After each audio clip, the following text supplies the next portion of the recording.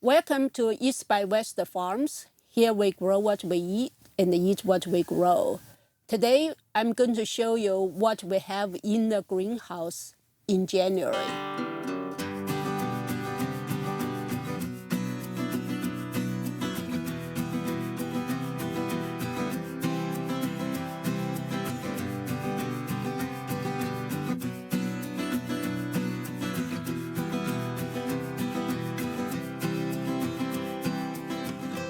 We finished building this greenhouse yesterday, and today is almost full on one side already.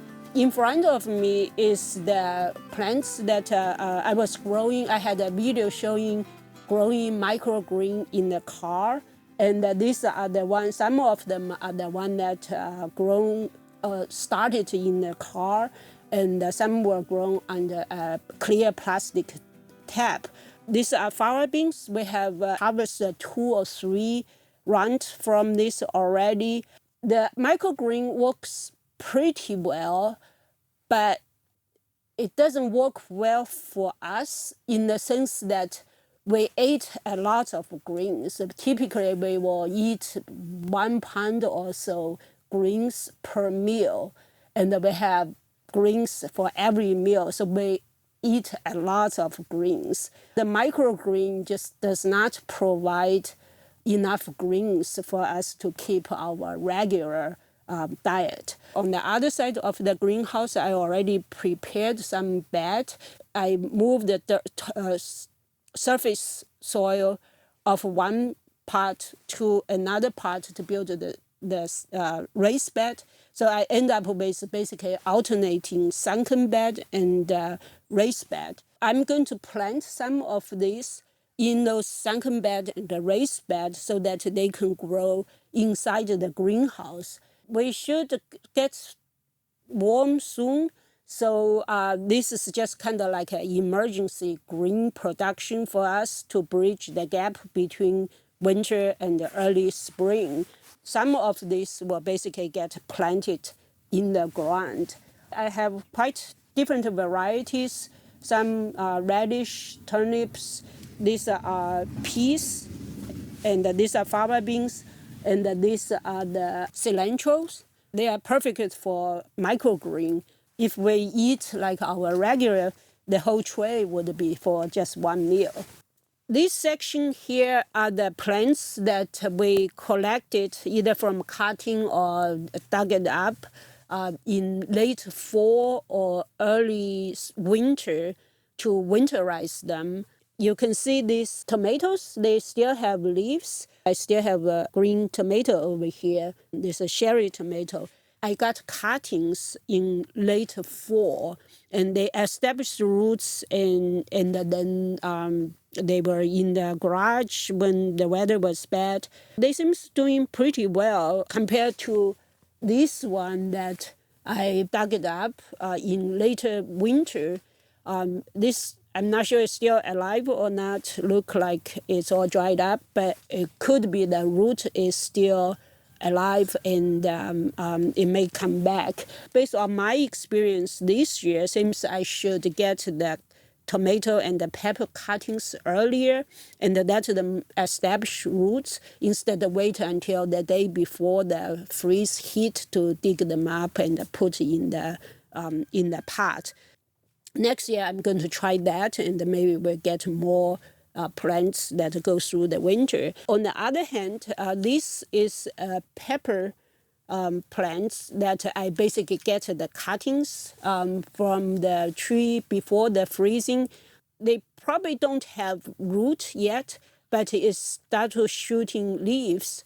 So with the greenhouse, putting them in the greenhouse, I think this probably will take roots, and then they grow in the greenhouse for 2 to 3 months, and then I can transplant them outside. So I have a bunch of pepper sticks. They are still green. Some already have some young sprout. Peppers grow from cutting pretty well. This is water spinach. You guys probably know that this can grow like crazy in summer. Once I get started, I can get cutting from this and propagate that and cover the whole field with it. This is a bush from a cutting from a bush that the previous owner planted. I actually don't know what kind of plants are they. The chicken likes to hide behind the bush and take dust baths on that. So I'm getting a cutting. I think this one still doesn't have roots yet, but the leaves looks very good. So probably it will get roots sometime. And then I will plant this in the chicken coop so that they have their favorite bush to hide behind. This one is avocado plant. In last year's video on the greenhouse, I showed you there's a small avocado pit that was start to sprout. And this is the one that it actually did not sprout out. It was stay inside the pot. In fall, I was cleaning out the pot and I thought this one is dead.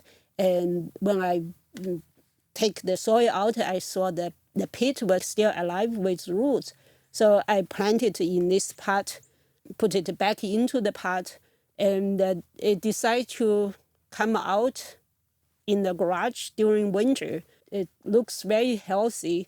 Hopefully it will like the greenhouse environment and thrive from there.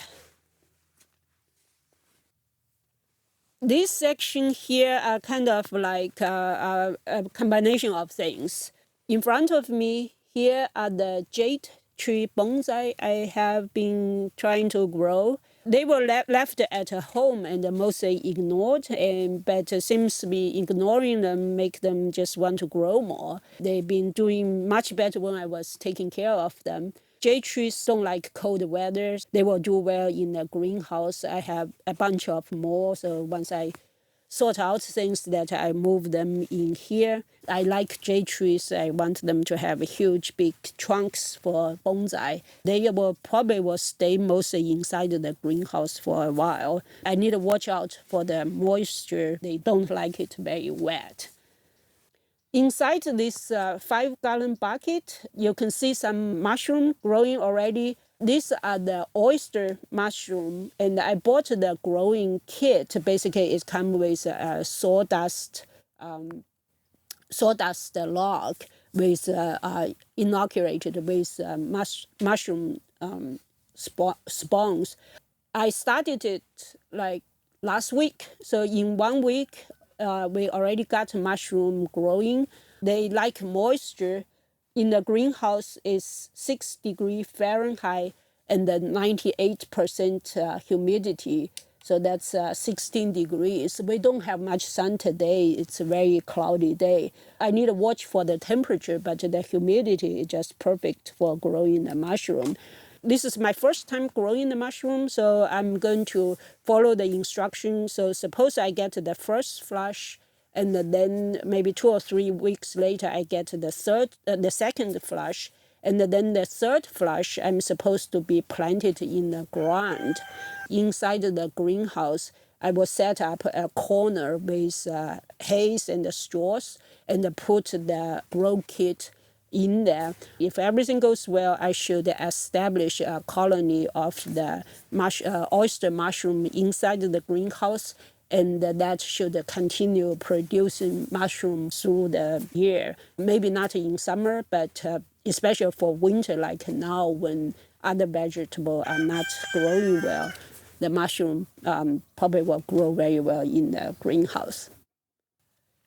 Another reason that we want to a greenhouse is to grow things from cuttings. In front of me here is a bag of peach that Grace pruned last weekend. They are soaked in water, so they're ready to go into the ground. Last year, we did a video on growing peach from cuttings.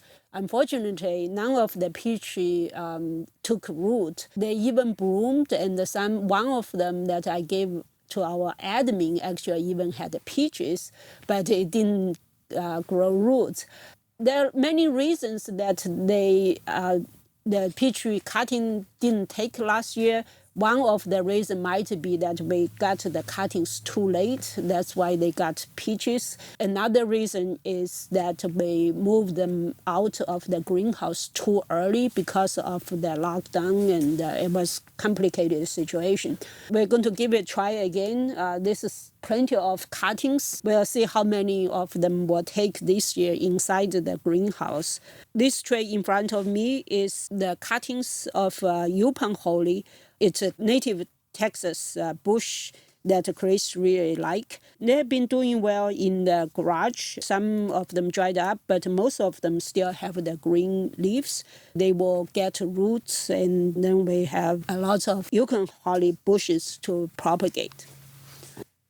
The last section here look like a bunch of dead plants. Some of them might still alive. These are the sweet potato vines, winter spinach. This is a tomato and the pepper plants that I dug up the day before the freeze hit.